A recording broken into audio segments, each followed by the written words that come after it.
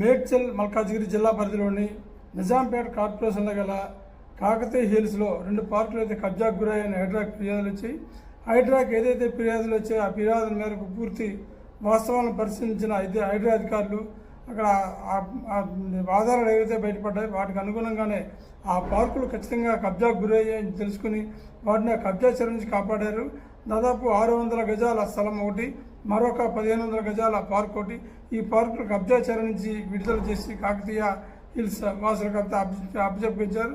అయితే అక్కడ కాకతీయ హిల్స్లో ఉన్న పిల్లలందరూ కలిసి కుటుంబాలు ఏవైతే ఉంటారో ఆ కుటుంబాలకు చెందిన పిల్లలు ఎవరైతే ఉంటారో వారంతా ఆనందం వ్యక్తం చేస్తూ పార్కులు కాపాడి తమకు అప్పచెప్పినందువల్ల శుభ్రంగా ఆడుకోవడానికి అనువుగా ఉంటుంది, ఆహ్లాదకరంగా తాము సేదతీరేందుకు బాగుంటుందని చెప్పి ఆ పిల్లలందరూ ఆనందం వ్యక్తం చేస్తూ ఆ కాలనీ చుట్టూ ఆ హైడ్రా పేరిట జిందాబాద్ అంటూ ర్యాలీ తీసిన పరిస్థితి. ఇదే విధమైన పరిస్థితులు గతంలో కూడా చాలాసార్లు హైడ్రా ప్రశంసలు అందుకుంది. పార్కులు కావచ్చు, ప్రజా ప్రయోజనాల కోసం కేటాయించిన స్థలాలు కావచ్చు, కబ్జా నుంచి విడుదల చేసి స్థానికులు కబ్జెప్పిన తర్వాత స్థానికులందరూ ఆ స్థలాలను సద్వినియోగం చేసుకోవడం పట్ల హర్షం వ్యక్తం చేసబడుతుంది. ప్రస్తుతం కూడా నిజాంపేట కార్పొరేషన్లో గల కాకతీయ హిల్స్లో ఈ విధంగా జరగడం అందరినీ ఆశ్చర్యచకితం చేస్తుంది.